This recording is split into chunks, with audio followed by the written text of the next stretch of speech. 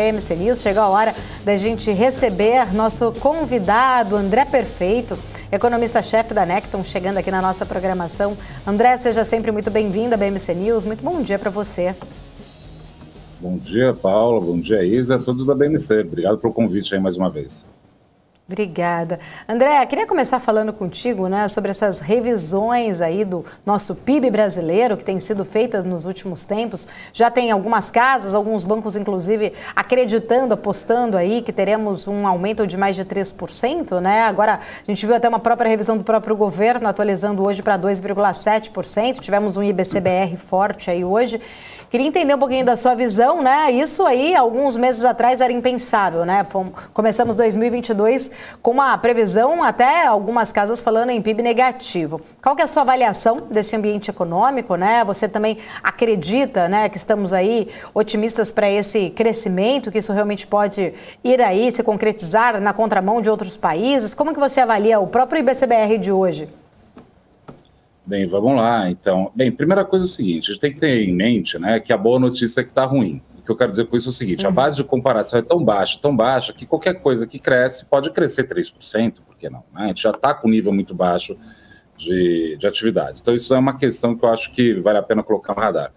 Só que, assim, fazer projeção no ambiente que a gente está hoje em dia é muito difícil por conta da pandemia. Ela é uma crise, a pandemia foi uma crise que é muito heterogênea, bateu diferente em diferentes setores, esse é o ponto, né? Tem setores, por exemplo, como o mundo agro, algum setor de serviço específico, que se beneficiou muito da crise. Tem outros setores que foram muito mal, né? Então, assim, é muito heterogêneo.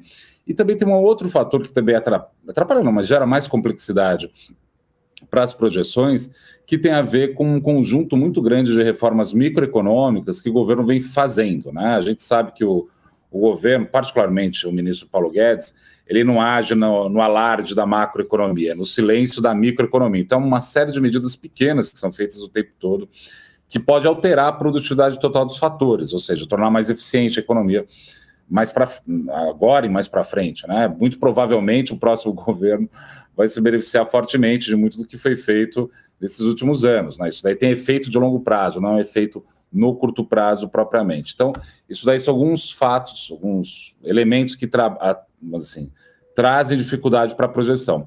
Mas mais do que isso, né? Esse ano a atividade econômica está crescendo, entre outros motivos, por questões que a gente não sabia no início do ano. Claramente eu estou falando aqui, por exemplo, da questão da gasolina, sem contar o auxílio emergencial, que ninguém imaginava que ia ter no início de 2022. Por que eu estou falando isso? A gente pega os dados, por exemplo, de serviços, que veio muito bom, né? O varejo veio mal, não veio tão bom, mas os serviços ligados a transporte e combustíveis cresceram fortemente. Isso daí é efeito, né, da diminuição do preço da gasolina, né? Por outro lado, né, a gente tem está sendo segurado outros setores, né, da economia que não tiveram esse estímulo. Então, por isso tudo, é um crescimento que deve vir, mas a crise trouxe uma questão muito de se tornar heterogêneo, não é bem o que a gente estava imaginando, que era, né, bateu diferente em cada setor, e mais do que isso, né, a gente teve inputs esse ano que a gente não imaginava no início de 2022. São vários pontos importantes aí, né, que o investidor precisa ficar muito atento, né, André? Vamos lá, Isa, eu sei que a Isa tem perguntas. Nesse sentido, né, ano que vem o Brasil tem vários desafios e um deles é manter esse ritmo de crescimento. Até o governo, o Ministério da Economia, acabou de revisar ali o crescimento do PIB. Quais os fatores que você destaca para o Brasil continuar nessa trilha? É possível ficar otimista com o cenário ou ainda tem muita variável aí em jogo? Olha, assim, vai crescer? Resposta, vai. É suficiente para as pessoas perceberem que cresceu? Não necessariamente, esse que é o ponto, né? Dá para ver isso muito claramente, por exemplo, com a inflação, né? A gente projetava no início do ano uma inflação de 9%, né, para 2022. A gente vai errar, vai ser bem menos, vai ser 6%, talvez 5%. Só que a questão é o seguinte, vai ser 6%, então percebam, né? Não é que está caindo, só deixou de ficar menos pior. Para o ano que vem, eu concordo com a leitura do Ministério da Economia que deve vir um pouco melhor. Por quê? Porque a gente tem algumas coisas que podem estar encaixando mais no lugar. Entre elas, por exemplo, a queda da taxa de juros, né? A gente trabalha, tanto eu aqui no meu departamento, mas os economistas de maneira geral, a gente tem a percepção clara que vai cair os juros. Se vai cair juros, não tem por que eu ficar imaginando uma situação pior para a atividade, né? Um elemento importante é esse.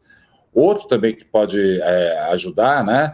Que esse conjunto de estímulos que foram dados, né? Eles geram efeitos no curto prazo, mas também no médio prazo. Então, para 2023, a gente pode ter alguns impulsos importantes aí para a economia, né? Então, sim, eu acho que tem espaço para crescer. E sim, isso daí implica dizer, nós que estamos aqui falando especificamente com o mundo do investimento, né, com os investidores, vale a pena começar a incorporar essa ideia de uma atividade um pouco mais forte com juros menor. Estou falando muito simples, né? O fluxo de caixa descontado das empresas pode se tornar mais favorável, né? Esse que é o ponto que eu queria colocar aqui, que eu acho que é importante todos ficarem atentos. André, inclusive você trouxe aí um ponto muito importante de pensar para o ano que vem, né? A gente tem visto, né, esse otimismo, né? Tem toda essa revisões que foram feitas, mas eu fiz agora há pouco até uma pergunta para o Alex, até vou repetir ela aqui para você, é o seguinte, né? Você acredita que o mercado, de uma forma como um todo, está pesando, né, essas consequências para 2023 de um possível risco fiscal pós-eleição? A gente tem aí, entre os dois maiores candidatos, algo muito importante a ser levado em consideração, que é o nosso teto de gastos, né? O próprio candidato Lula, que já sinalizou, voltou a falar várias vezes em relação a não ter um teto de gastos, não respeitar um teto de gastos, mas surpreendentemente, por um outro lado, o próprio Paulo Guedes ontem chegou a falar também exatamente, né, essa questão aí do teto de gastos, que se não romper, outros também vão romper. Enfim, no programa, né, que seria emergencial do auxílio de R$600, a gente sabe que para a lei orçamentária para o ano que vem foi mandado o valor de 400, mas os dois candidatos têm falado que vão manter esses 600, até chegou a falar em R$800, o próprio presidente Jair Bolsonaro. A gente sabe, né, que são medidas que ainda precisam passar por aprovação de Congresso, enfim, são medidas muito eleitoreiras para ganhar voto, mas que tem uma outra cadeia para ser aprovada, ainda precisa passar pelo Congresso. Mas independente disso, né, a gente vê que são dois pontos importantes que precisam ser avaliados, principalmente em relação a rompimento, risco fiscal, como que o investidor estrangeiro olha para a gente. O mercado está se preocupando, está olhando para isso, já pensando num horizonte de 2023, ou está esperando exatamente esse resultado da eleição para se preocupar? Bem, vamos lá, né? Eu acho que desde que o ministro Paulo Guedes pediu um waiver, né, o ano passado, justamente por conta da questão dos precatórios, o mercado já percebeu que o teto morreu, né? A gente sabe disso, né? Acho que ninguém trabalha com a hipótese de um teto no lugar. Me lembra aquele filme da década de 90, ou do anos 2000, da década de 90, aquele Um Morto Muito Louco, sabe? Vai ficar assim, todo mundo levando para cima e para baixo isso, como se tivesse... É que eu acho que é um teto pé direito alto, né? Vamos dizer assim. É que a ideia do teto, a gente tem que resgatar essa regra fiscal, a história dela. Qual que é a história dela? Ela surge logo após a Dilma, né, o impeachment da ex-presidente, e se desejou ali naquele momento criar uma regra muito forte para criar uma credibilidade que a gente viu que estava esvaziando, por assim dizer, né? Sim.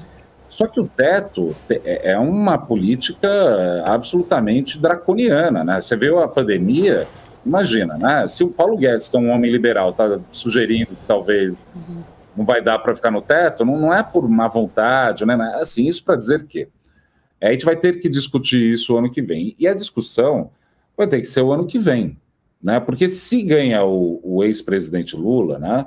A gente sabe que ele não deve cumprir o teto, né? Mas a gente também sabe, a gente tem conversado, o mercado todo, inclusive muito a gente tem conversado aqui também, com os interlocutores do PT, a gente sabe também que eles não vão sair gastando a torta direita. Mesmo porque o orçamento do ano que vem está travado e muito provavelmente o Congresso que vai ser eleito é um congresso mais de centro-direita, sabe-se lá o que quer dizer centro-direita no Brasil, mas mais de centro-direita, né? Então, assim, a gente sabe que também não vai ter espaço para gastar muito. E se o presidente Bolsonaro se reelege, ele tem feito vários compromissos, né? Entre eles, por exemplo, R$600, né? E aí, como faz? Como resolve, né? Então, assim, essa discussão vai ter que ser feita ano que vem. Mas a boa notícia, em alguma medida, é que esse problema fiscal que a gente está enfrentando é um problema meio generalizado, o mundo inteiro teve que passar por isso. E como o Brasil iniciou um processo de ajuste monetário antes dos outros, a gente vai sair desse ajuste antes dos outros. Então isso deve dar um espaço, uma margem de manobra.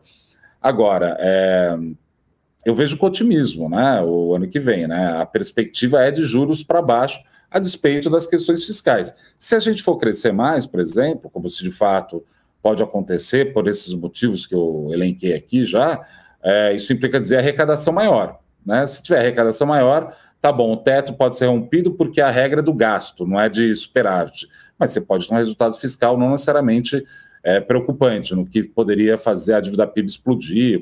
Não me parece ainda o caso, mas de novo, a gente vai ter que esperar para ver o que o Lula, se o ex-presidente ganhar, ou o Bolsonaro, se ele se reeleger, vão querer fazer, porque até agora está no campo da especulação. E André, o Brasil está com um cenário bem diferente, né, do que temos visto em outros países. A gente falou mais cedo da Argentina, aí, que está atingindo inflação anual de 78%, ali mais de 50% da população na extrema pobreza, né? Tem também a Nicarágua, vários países ali do mundo inteiro, Estados Unidos, Europa como um todo, estão sofrendo, né, questão de crescimento, controle de inflação, juros. Mesmo assim, a gente ainda fica naquela expectativa de que os reflexos lá de fora podem acabar impactando por aqui, né? Até que ponto, então, o ambiente complicado lá fora pode atrapalhar aqui o Brasil? Olha, Lisa, vou dizer que assim, pegando um pouco o gancho do que você colocou, né? Você está na Argentina, Nicarágua. É que eu acho que a Argentina e Nicarágua não dá para comparar com o Brasil por alguns motivos. A Nicarágua era no sentido de que é uma economia muito diferente, e a Argentina tem uma questão, às vezes o pessoal, em período eleitoral, os nervos estão à flor da pele, né? Aí começam, muita gente até falar muito da Argentina. É muito diferente a Argentina em relação a gente por um único motivo. A gente não tem dívida em dólar, os argentinos têm dívida em dólar. Então isso daí já cria toda uma dinâmica diferente de dívida pública, né? Só para pegar a tua pergunta e ligar com a questão anterior, a dívida é em real, né? No limite, o que pode fazer é gerar inflação, porque vai se imprimir mais dinheiro para pagar a dívida, mas não tem problema de insolvência externa, não é essa questão para o Brasil. Mas o que eu acho interessante do Brasil é o seguinte, de fato, né, o mundo emergente está uma confusão grande, né? Você pega o mundo emergente asiático, né? A economia chinesa está desacelerando. Então, essas economias ali da região ali estão fortemente influenciadas pela China. Você pega o mundo emergente do leste europeu, está tendo uma guerra lá, só isso que está acontecendo lá. E o mundo emergente latino-americano ou está numa coisa muito mais de esquerda, com alguns experimentalismos, né? Ou está enfrentando problemas sérios mesmo, né? Como a Argentina, por exemplo. Então, nesse sentido, Isa, eu acho que é o seguinte, o Brasil ganha por WO, sabe?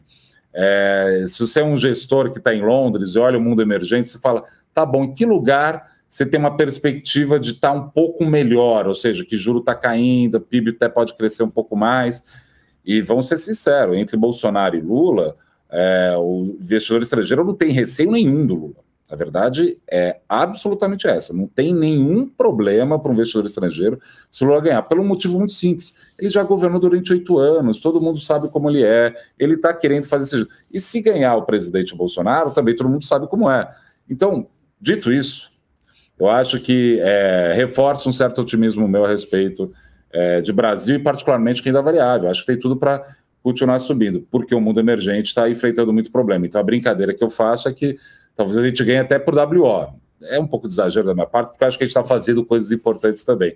Mas o resto do mundo não parece tão agradável que nem pode parecer o Brasil em 2023.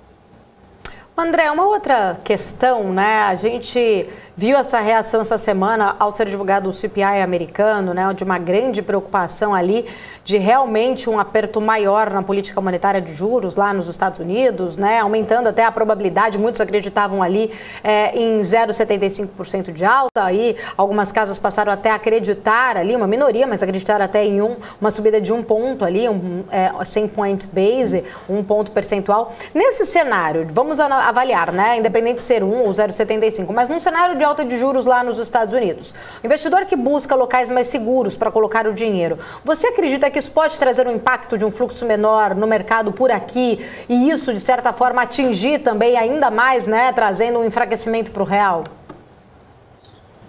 Eu acho que sim, mas eu queria deixar uma seguinte provocação. No início do ano, né, ao longo desse ano, o dólar bateu R$5, né, até caiu um pouco abaixo disso. Né? Vamos pensar agora o seguinte, né, no meio dessa eleição altamente polarizada no Brasil, com os Estados Unidos subindo a taxa de juros fortemente, e com indicação de juro caindo, tá o quê? O câmbio agora, eu não vi o último resultado agora. Deixa eu olhar, vou até olhar agora. 5,21. 5,23 para mim. 5,22. Tava ali, tá ali. Fechado em 5,22. Só tá 5,22? Não é impressionante? Fosse em outra situação, com os Estados Unidos subindo a taxa de juros do jeito que está subindo, com indicação de queda de juros aqui, com uma eleição altamente polarizada, podia estar R$7 esse câmbio. Né? Se você pensar lá em 2002, né, estava R$3, agora, em 2022, 20 anos depois, só está 5, levando em conta a inflação do Brasil, dos Estados Unidos. Então, acho que o real está muito bem, obrigado.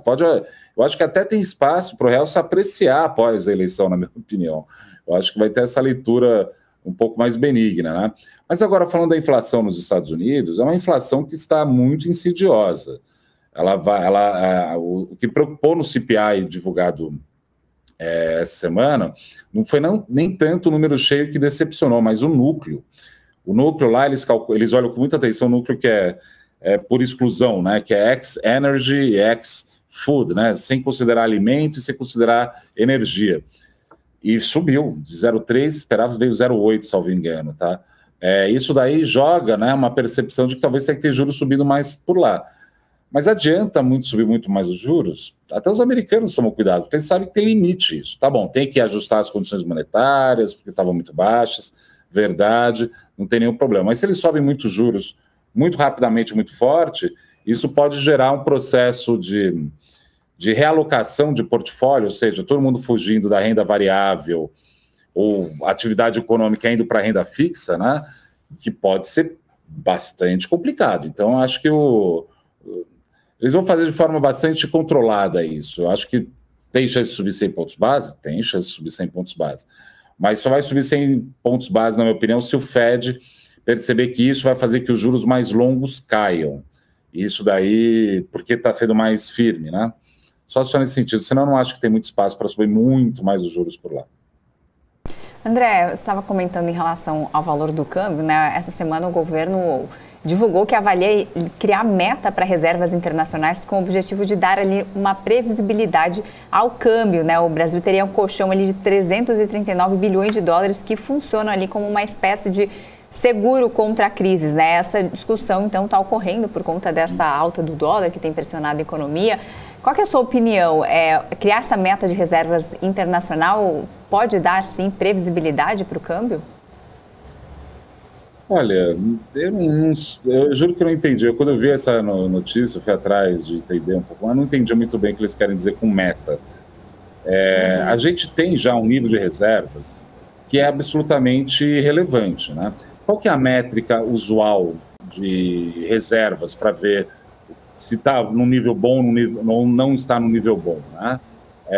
A gente pega o que o Brasil importou nos últimos 12 meses, tira uma média e vê com um nível de reservas quantos meses a gente pode sobreviver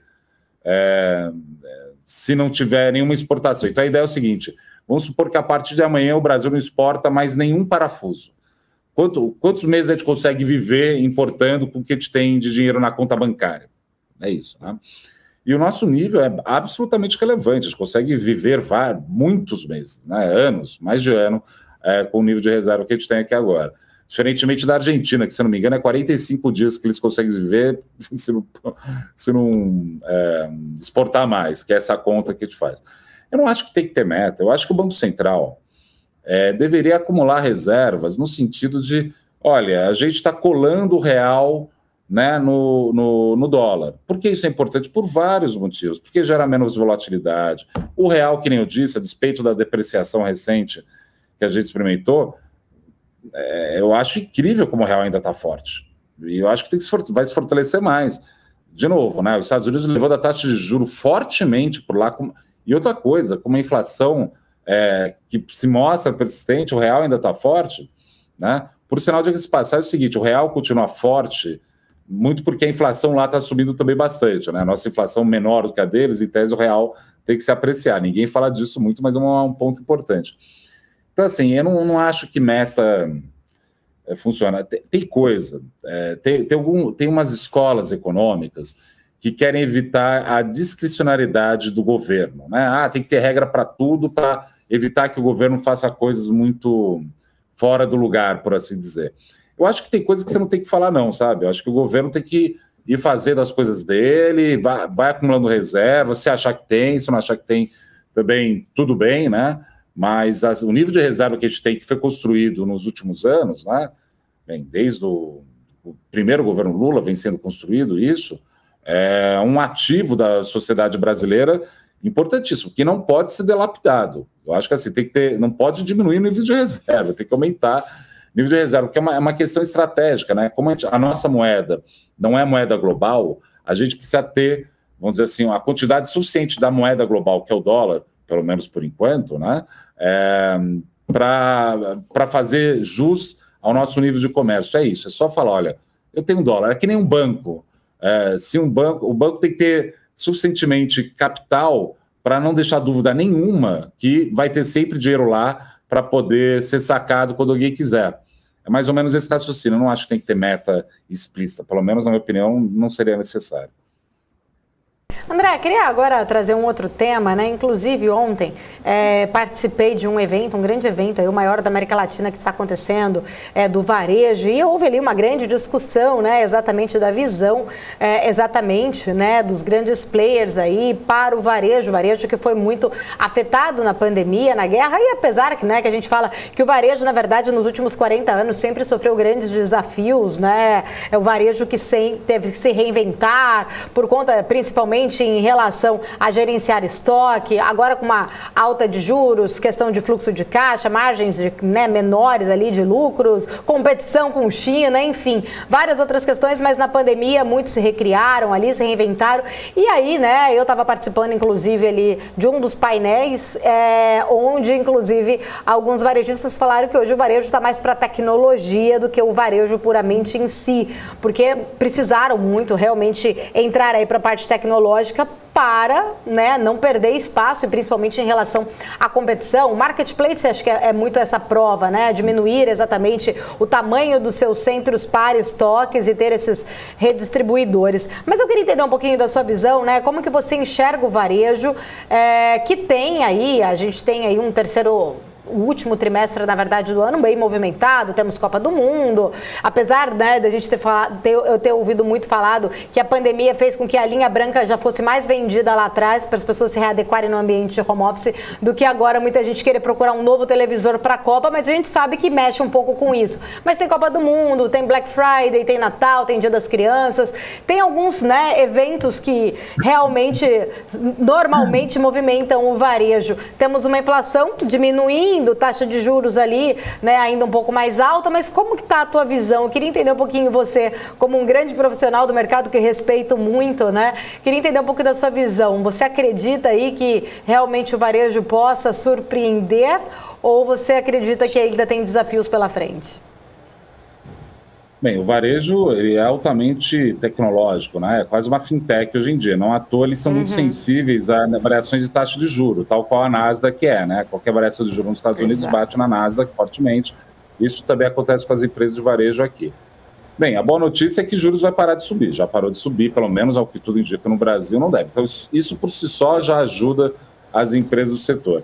E tem que lembrar o seguinte, né? No Brasil, não estou querendo falar isso para desmerecer empresa nenhuma do setor, né?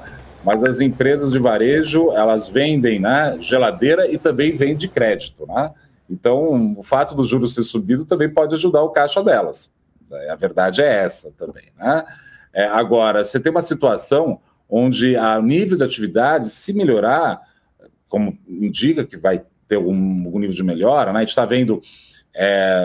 Quer ver um exemplo? O rendimento médio real das pessoas ainda está muito baixo. Mas como tem mais pessoas empregadas, porque você teve toda uma desregulamentação do mercado de trabalho, isso fez que a massa salarial subisse.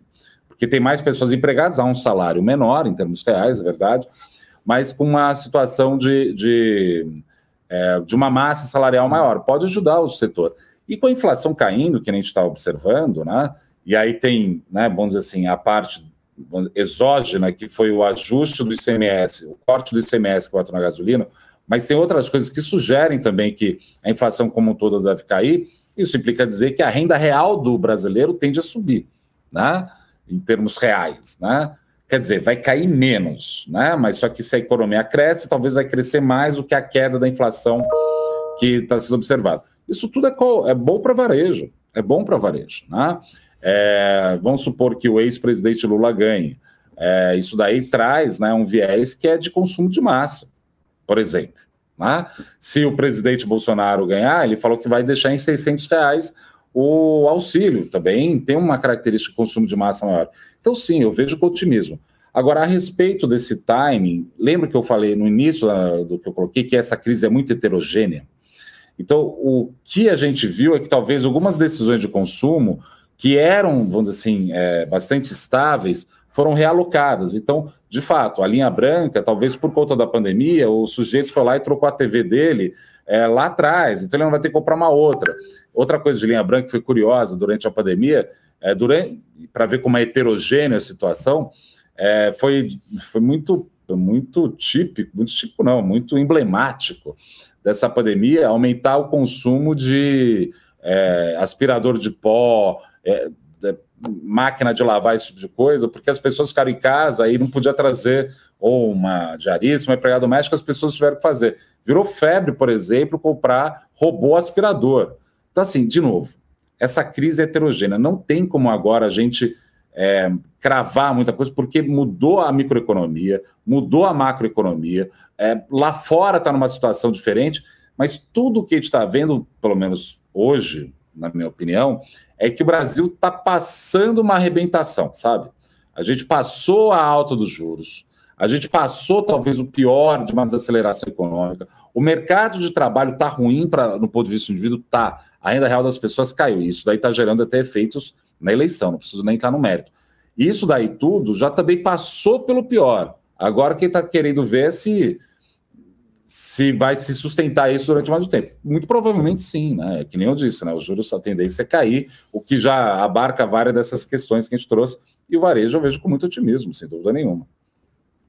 André, a última aqui, só para encerrar, esse risco, né, exatamente de uma possível recessão global, vamos dizer assim, por conta da inflação alta. A gente sabe que agora a Europa vai enfrentar um grande desafio por conta do inverno, por conta do gás, os preços já estão muito lá em cima. Há uma grande preocupação, né, exatamente em controlar com isso, os bancos centrais fazendo aí seus apertos monetários, há um risco de uma recessão, e isso traz, né, de um certo lado, não afasta um otimismo, vamos dizer assim, de setores ligados a commodities. Por um outro lado, já vi alguns especialistas acreditando que aquele super ciclo de commodities já tenha passado e que o momento já seja de um novo rotation, né?